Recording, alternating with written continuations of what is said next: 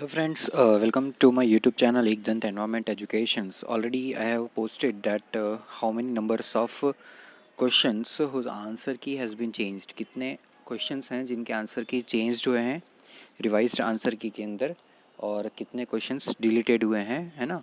और दोनों पेपर को मिला के पेपर 1 एंड पेपर 2, तो वो मैंने ऑलरेडी बता दिया था कि टोटल 16 क्वेश्चंस हैं जिनके आंसर की चेंज हुए हैं, और टोटल 4 क्वेश्चंस हैं GS and solid and liquid waste paper का मिला के जो कैंसल्ड हुए हैं, मतलब डिलीट हुए हैं। ठीक है, तो आइए जानते हैं कौन से वो क्वेश्चंस हैं और उसका करेक्ट आंसर क्या होना चाहिए। अभी भी टाइम है कि कुछ आपको लग रहा है कि जो रिवाइज्ड प्रोविजनल आंसर की जो अभी रिलीज किया है सेकंड, है ना, तो उसके अंदर भी पॉसिबिलिटीज़ है कि वो चेंज्ड हो सकता है, तो आप ऑब्जेक्शंस उठा सकते हैं अगर आपको ऐसा लगता है तो आइए जानते हैं कौन से वो क्वेश्चन हैं जो चेंज हुए हैं जिनके आंसर कीज और डिलीट हुए हैं।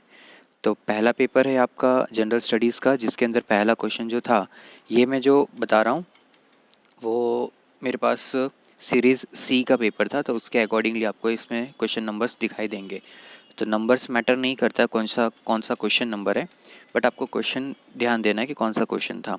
तो ये जो क्वेश्चन था, which is not the ruling partner of NDA in Bihar, तो इस क्वेश्चन को डिलीट किया है ना, क्योंकि बहुत सारे के मन में था कि ये कौन से टाइम का ये क्वेश्चन है ना। अगर एज़ पर हम जैसे अभी जो आरजेडी और जेडीयू का अभी जो कोलिएशन हुआ था, है ना, गठबंधन बना था, तो उससे पहले बीजेपी के साथ में था, तो उसके अकॉर्डिंग आंसर दूसरा हो जाता है। ठीक है, और अभी के अकॉर्डिंग आंसर दूसरा हो जाता है, तो इस वजह से इस ये जो डायलेमा था, क्योंकि उन्होंने कोई पीरियड मेंशन नहीं किया था, तो इस वजह से इस क्वेश्चन को डिलीट कर दिया गया है। ठीक है, next question is where is the G7 summit 2022 scheduled. तो इसमें जो पहला जो आंसर किया आया था उसके अंदर ऑप्शन सी था करेक्ट, इटली, बट ऑब्जेक्शन के बाद ये चेंज हो गया। अब इसका फाइनल आंसर जो हो गया है वो है Germany, and Germany is the right answer for G7 summit 2022 schedule के हिसाब से। ठीक है, and next, the clear sky looks blue because of, तो ये चार फिनोमिना है, like diffraction of light, dispersion of light, है ना। तो पहले आंसर की के according option B was the correct answer, but the revised answer key जो आया उसमें इस क्वेश्चन को डिलीट कर दिया, बिकॉज जो स्काई है वो ब्लू दिखता है जो due to the phenomena of scattering of light, है ना। स्कैटरिंग ऑफ लाइट के वजह से स्काई जो है वो ब्लू दिखाई देता है। Okay, so this question was deleted. तो जनरल स्टडीज़ के अंदर टोटल 2 क्वेश्चन हैं जो डिलीट हुए थे। Next, in the technical paper solid and liquid waste paper के अंदर जो क्वेश्चंस हैं वो देखते हैं कौन से हैं जिनके आंसर की चेंज हुए हैं। The first one is your dash is a process which involves the further removal of nitrogen, है ना। तो इसका जो आंसर था पहले अमोनिफिकेशन था पहले आंसर। अब क्या हो गया है, इसको रिवाइज करने के बाद अमोनिफिकेशन की जगह हो गया आपका डीनाइट्रिफिकेशन। ठीक है, तो this is the correct answer, denitrification. Next, hazard identification mainly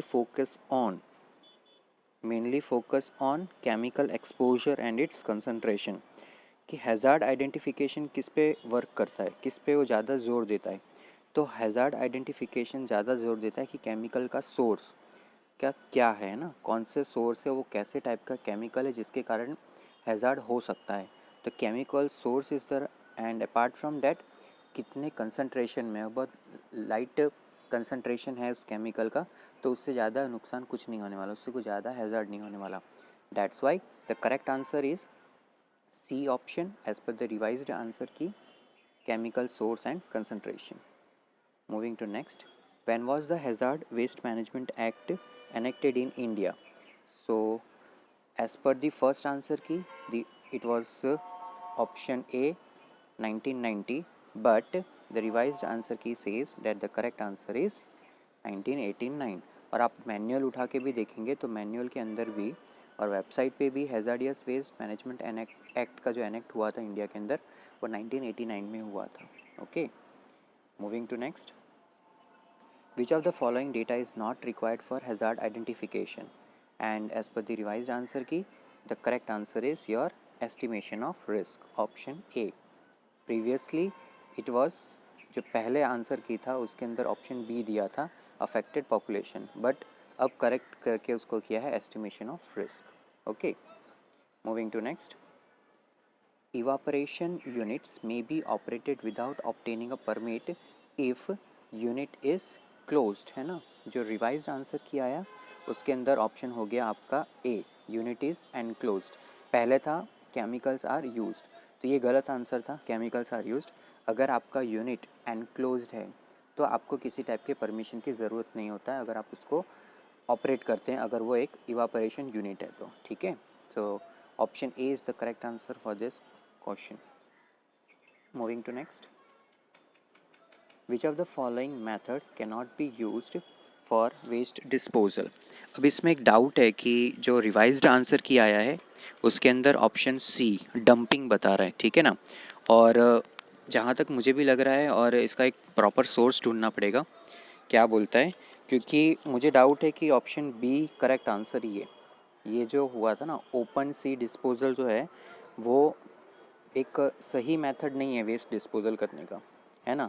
तो इसमें एक डाउट है, ऑप्शन बी भी करेक्ट हो सकता है, और रिवाइज्ड आंसर की में तो सी कर दिया है बी के अकॉर्डिंग। तो आप इसको फिर से चैलेंज कर सकते हैं, है ना, एक रिसोर्स के कोई प्रॉपर प्रूफ के साथ। और मुझे तो यही लग रहा है कि ओपन सी डिस्पोजल होना चाहिए, है ना। डंपिंग तो अभी भी बहुत सारी जगह डंपिंग कर देते हैं, लेकिन ओपन सी डिस्पोजल एक करेक्ट मेथड नहीं है ना। एक्वाटिक लाइफ को एंडेंजर करता है, that's why. Moving to next question. In terms of hierarchy what is the order of 3 Rs। 3R का प्रॉपर ऑर्डर क्या है। तो प्रीवियस आंसर की के अंदर ऐसा बोला था कि reuse, option A, reuse, reduce and recycle, but as per the solid waste management manual जो है, मैनुअल के अंदर ऐसा बोल रहा है कि आपका जो करेक्ट आंसर होना चाहिए वो है C. So now this question is correct. अब इसका आंसर करेक्ट हो गया है ना, अब इसको कोई आप चैलेंज नहीं कर सकते क्योंकि ये 100% राइट आंसर है। Next. When the organic matter present in the sanitary landfill decomposes it generates. तो पहले जो आंसर था इसमें था कि मीथेन सिर्फ जनरेट होता है ऑर्गेनिक से, नेचुरली तो मीथेन ही होता है, लेकिन आप देखने जाएंगे तो बाकी सब गैसेस भी इवॉल्व होते हैं, है ना। जब डिकम्पोज होता है ऑर्गेनिक मैटर सैनिटरी लैंडफिल के अंदर, तब जब हम एक पाइप के मदद से जब हम उसको कलेक्ट करते हैं ना, जो भी गैसेस जनरेट होता है तो उसके अंदर सभी गैसेस होते हैं, ऑल ऑफ द अबाउ सभी गैसेस होते हैं, ठीक है। So methane is not only the answer, all of the above is the correct answer, ठीक है। तो अभी जो रिवाइज्ड आंसर का की आया है उसके अंदर ऑप्शन डी ही है। Next. ASP activated sludge process is an dash treatment. सो आप लोगों में से बहुत बोल रहे थे कि स्टूडेंट्स की एरोबिक भी होता है ना, एनारोबिक भी होता है। एंड प्रीवियस आंसर की के अंदर एनारोबिक दिया था, anaerobic right, means in the absence of oxygen. Now the option changed and now the correct answer is your A is the correct answer, aerobic. Okay, moving to next. Detention period varies from dash seconds in great chamber. So the correct answer is none of the above. Okay, मैं आपको suggest करूँगा, इसको भी challenge कर सकते हो आप, है ना। कोई भी एक रेफरेंस बुक ले लो, SK गर्ग है, ठीक है। अपार्ट फ्रॉम डैट आपके पास मेटकाफ एडी करके आएगा वेस्ट वाटर मैनेजमेंट का, तो उसके अंदर आप देखेंगे ना, तो जैसे ही रेफरेंस बुक बदलते रहेंगे, आप नेशनल ले लीजिए, इंटरनेशनल ले लीजिए, तो आपको ये जो सेकंड्स है डिटेंशन पीरियड है ना ग्रीड चैम्बर का, वो वैरी करता जाएगा। तो अगेन ये जो क्वेश्चन है इसके अंदर चैलेंज हो सकता है, ठीक है। तो आप इस क्वेश्चन को अच्छे से देख लेना क्या है, मैं भी आपको कमेंट सेक्शन में बता दूंगा कि डिटेंशन पीरियड का लिए क्या आप चैलेंज कर सकते हैं। मेरे पास भी बहुत 3 to 4 बुक्स हैं रिलेटेड टू वेस्ट वाटर, तो मैं आपको उसमें से करेक्ट आंसर बता दूंगा, ठीक है friends. Moving to next. Question number 123 is deleted. Composting and lagoonings are the methods of dash sewage disposal, है ना।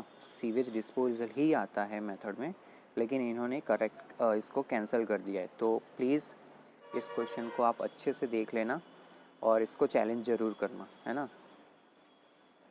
Next. The WHO has classified the biomedical waste into categories. Into how many categories में WHO ने classified किया है biomedical waste को। तो इस question को भी डिलीट कर दिया है। प्रीवियस आंसर की के अंदर बताया गया था कि टोटल 4 कैटेगरीज है, ठीक है। तो आप इसको देख लेना क्या आंसर आता है, 4 आता है कि 5 आता है। मोस्टली मोर देन 5 ही है शायद तक, इसके लिए इसको भी देख लेना और इसको चैलेंज कर सकते हो फ्रेंड्स। प्लीज़ इसको एक बार वेरीफाई कर लेना WHO के वेबसाइट पे जाके बायोमेडिकल वेस्ट का क्या वो डाउनलोड करके, ठीक है, manual. Moving to next, medium bar screens have generally the clear opening of dash तो उसका एक रेंज दिया हुआ रहता है and this is the correct answer, है ना। Option C is the correct answer और रिवाइज्ड आंसर की के अंदर भी सी बताया है और प्रीवियसली ये था डी ऑप्शन, तो this was the change. Next, the purpose of screening sewage is, sewage का स्क्रीनिंग करने का मेन पर्पज़ क्या होता है। तो ये डाउट है कि just screening is not used for floating solids, है ना। इसके अबाव का भी सभी चीज़ के लिए काम आता है। अगर आप उसमें से सॉलिड्स को नहीं निकालेंगे तो वो अल्टीमेटली जाके आपके जो ट्रिकलिंग फिल्टर्स है उसको भी क्लॉग करेगा, है ना। सो स्क्रीनिंग का मेन पर्पस यही है, all of the above answer आना चाहिए। तो आप इस क्वेश्चन को, है ना, ये जो पर्पस ऑफ स्क्रीनिंग सीवेज है उसको अच्छे से वेरीफाई कर लेना, क्योंकि मुझे लगता है कि option C and D both are correct. So 4 में से कोई एक ही ऑप्शन करेक्ट होगा, 2 तो नहीं हो सकते, तो हम सीधा हम क्या कर सकते हैं, ऑल ऑफ द अबव भी कर सकते हैं। सो अकॉर्डिंगली जो प्रीवियस आंसर की मैं ऑप्शन डी दिया था वो करेक्ट ही है, ठीक है। तो आप इसको चैलेंज कर सकते हो, इस क्वेश्चन को चैलेंज कर सकते हो, ठीक है फ्रेंड्स।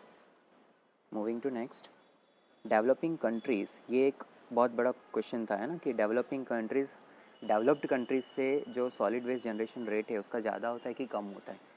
तो बहुत सारे यूट्यूब चैनल्स पे भी बताया था कि हमेशा कि डेवलपिंग कंट्रीज़ का ज़्यादा होता है।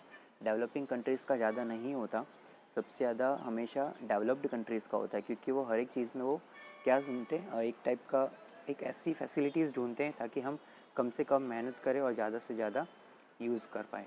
तो इस चक्कर में क्या होता है कि वो हर एक चीज़ के लिए पैकेजिंग्स हो जाता है, फूड पैकेजिंग्स हो जाता है, उनका बहुत ही ज़्यादा लाइफस्टाइल ऐसा हो जाता है डेवलप्ड कंट्रीज़ वालों का कि वो लोग ज़्यादा वेस्ट जनरेट करते हैं। So always developing countries have laser per capita daily solid waste generation rate compared to the developed countries. So as per the revised answer की previously it was A greater and आप जो अभी जो recently जो revised answer की आया है उसमें ये हो गया है C option, ठीक है। So correct answer is C. Next, which one of the following method can be employed for plastic and rubber waste disposal?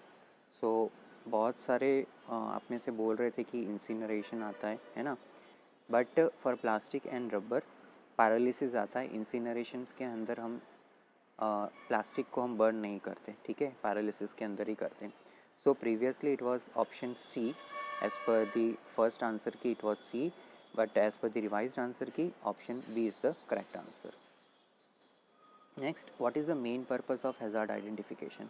हम हैज़ार्ड आइडेंटिफिकेशन क्यों करते हैं, सो डैट किसी को कुछ ज़्यादा अगर हैज़ार्ड होता है तो उस हैज़ार्ड से नुकसान होने से हम कम कर सकें, इसके लिए हम हैज़ार्ड का आइडेंटिफिकेशन करते हैं, राइट।